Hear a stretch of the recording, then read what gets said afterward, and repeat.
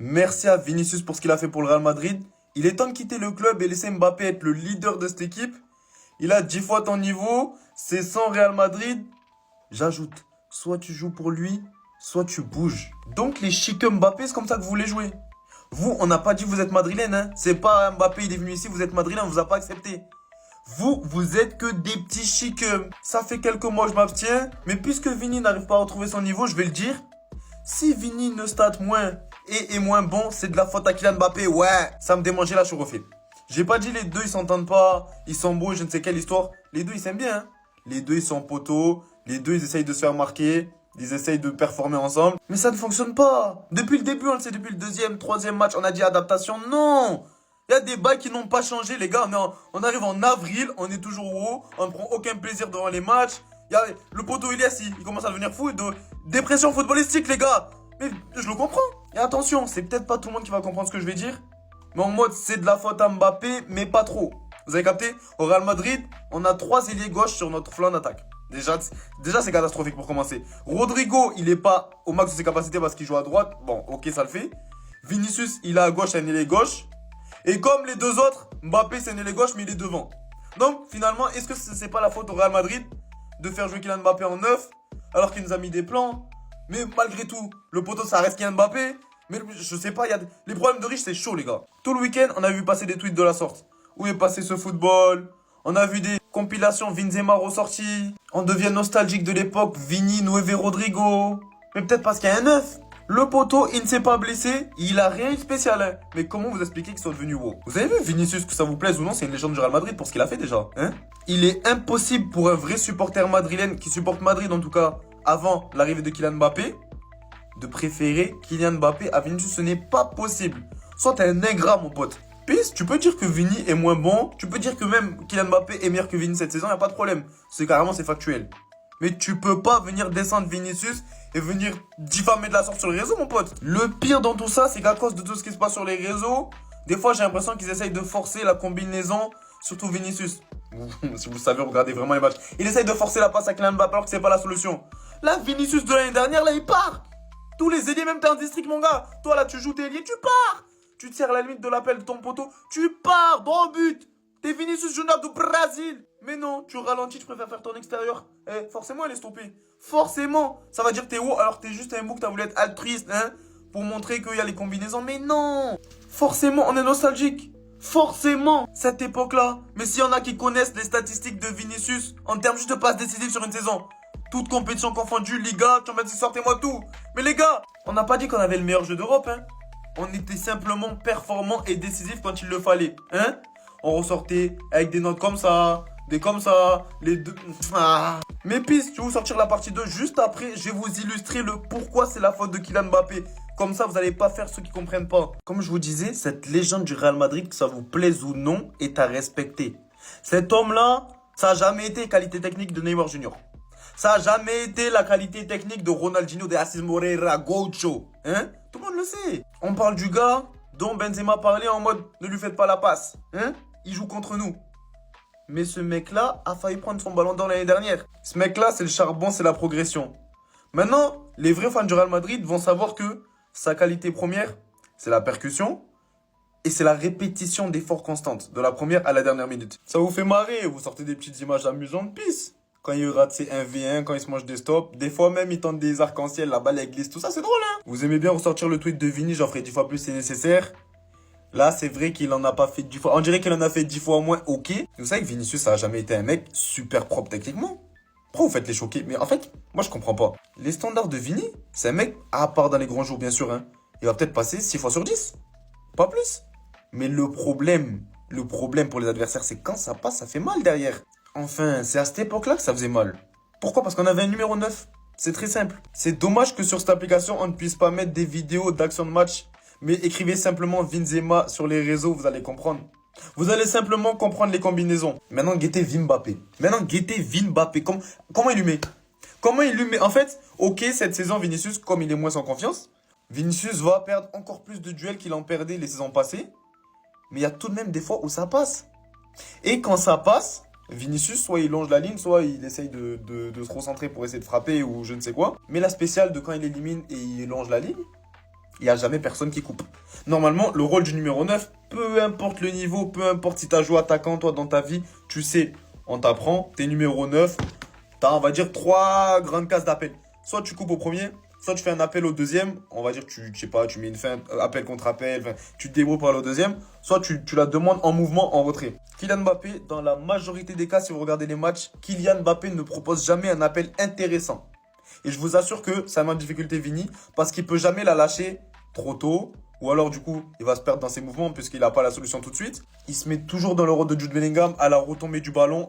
En fait, il n'a pas compris son rôle de numéro 9, je sais pas. Et même quand tu es numéro 9, normalement, tu dois attirer le défenseur avec toi. C'est normal que ça bloque Vini. Juste lui laisser l'espace. En fait, si tu coupes au premier là, il y en a un ou même peut-être les deux qui vont te suivre ici. Ça va. Vini là, je sais pas, il y aura des solutions qui vont s'offrir à lui. Et carrément, le peu de fois où Kylian Mbappé se propose en retrait de manière intéressante, Kylian Mbappé il va jamais tirer en une alors qu'il le faut. Kylian Mbappé, j'ai l'impression qu'il contrôle toujours avant de frapper. Il fait toujours trop de touches. Des fois, vous savez, il fait ses passements de jambes sur place pour essayer de la redonner après, essayer de faire le playmaker, je ne sais qui se prend pour Neymar là. Or que playmaker, quand il s'agit de donner des ballons à Vinicius pour tuer le huitième de finale, tu n'arrives pas à le faire. Jusqu'à on est allé en séance de tir au but, on a failli se faire éliminer par le fake Madrid. Mais bref. Pour exemple, là, je vous prends le dernier but de Vini il y a 10 jours. Contre le Rayo, Vinicius qui demande la balle, il cède de sa vitesse, appelle tranquillement sur son couloir. Il conduit la balle jusqu'à provoquer le premier défenseur. Je ne vois aucun joueur du Real Madrid sur cette image, c'est pas normal, mais bref. Maintenant, comme Benzema n'est pas là, on a plus de temps d'avance. Donc Vinicius doit continuer le dribble, le forcer, tenter une frappe, je sais pas. Mais en tout cas, Kylian Mbappé est reapparu sur cette image. Il est arrivé avec beaucoup de retard. Il n'est pas placé où il le faut, ça sert à rien ça. Vinicius, il n'a pas le choix de la garder, de la conserver, donc Vinicius il va jusqu'à se retourner, mais guettez la ligne qu'il y a devant lui. Je sais pas qu'est-ce que vous voulez qu'il fasse de mieux, mais bref, il se retourne, il est obligé de ressortir le ballon et attendre ses partenaires. Tellement c'est hard, il est obligé de... Ouais, comme dans FIFA là, t'es obligé de coulisser pour gagner du temps. Il met des semelles façon futsal. Bref, toujours pas d'appel tranchant, il décide de se sortir de là et d'utiliser ses qualités de percussion et de vitesse pour aller là où ça chauffe. Il fixe, bon... Vous voyez toujours Kylian Mbappé, à peine inutile. Hein. Il pétarde, il a juste le goal, ça marque tranquille. Bref, c'était juste pour vous montrer, mais tout ça pour vous dire que Kylian Mbappé, en numéro 9, il a beaucoup de choses à apprendre. Je dis pas que c'est de sa faute parce que c'est pas son poste de base.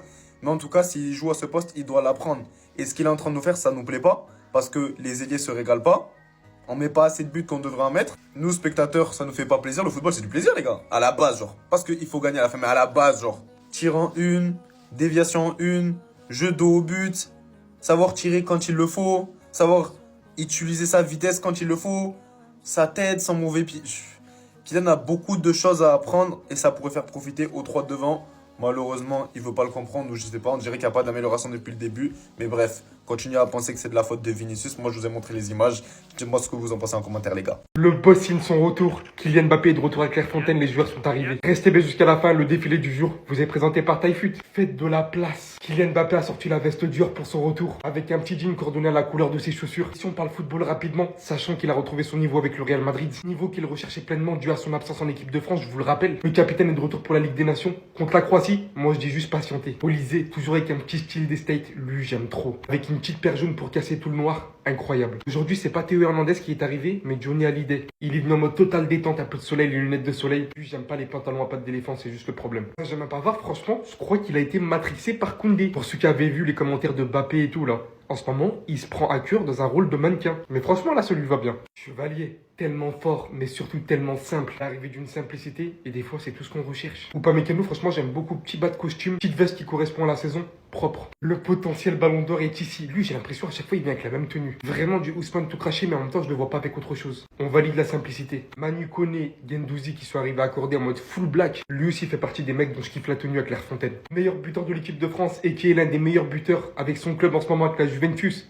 Randal Colomwani. Mike Maignan arrive en full tenue détente et les lunettes de Scott dans X-Men. Konaté lui aussi s'est fait matrixer par Koundé, hein. Mais ça change quand même beaucoup de sa dernière tenue toute verte là. Aurélien Tchouameni, franchement j'aime beaucoup. On valide de ouf la tenue, l'une des meilleures, je m'y attendais pas. Olysée élu, Trocourda, totalement tenue des States encore une fois. Ils sont beaucoup trop matrixés. Marcus Thuram était en totale détente, hein. Ça se voyait carrément, il dormait dans la voiture.